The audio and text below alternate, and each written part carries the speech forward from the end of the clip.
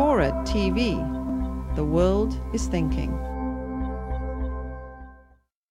Now, this social aspect of ants is what makes them so attractive to us as humans. And maybe there's a few things we could learn from them.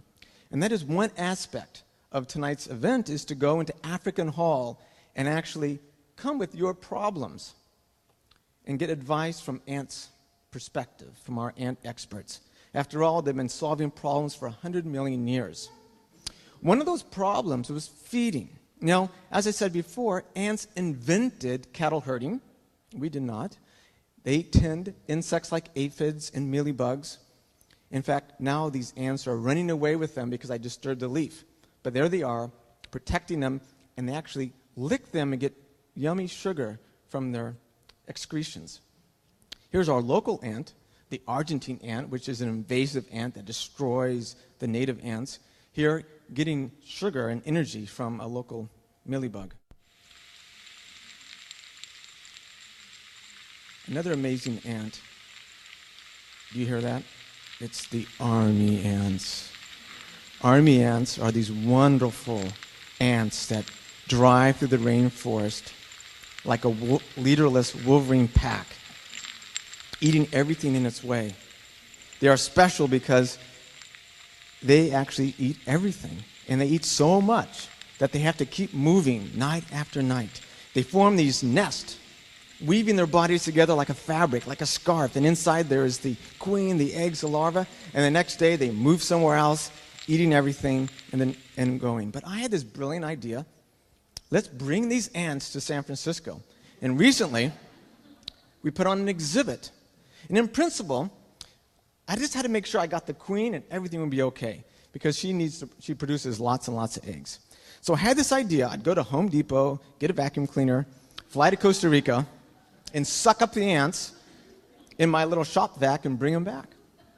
Well, it was a lot harder than that, but it did work. We had 250,000 ants on display for a year. They ate 25,000 crickets a day. So think of that before you get one of these. It was actually quite difficult to get them on the airline. In fact, when I was checking in at American Airlines, they said, we've canceled your ticket. I'm like, what? See, I had this big white drum with me. Inside there was this thing going woof, woof. They were just circling. And there's like this monster in there. And they said, we've canceled your ticket. And I said, why? They said, well, we heard you're carrying army ants. And I said, who said that?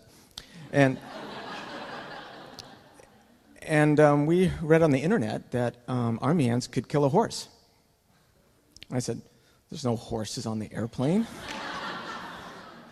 But then I went over to this Costa Rican airline, and they said, ooh, cool, army ants. I had some in my backyard. Go ahead.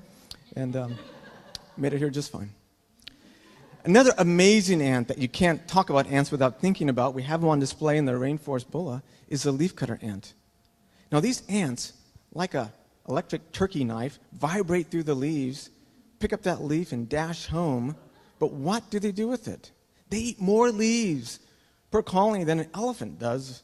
They eat more leaves than any other insect. They're the #1 herbivore in South America, and they live underground. And what do they do with those leaves? They invented farming. Ants invented farming 50 million years ago.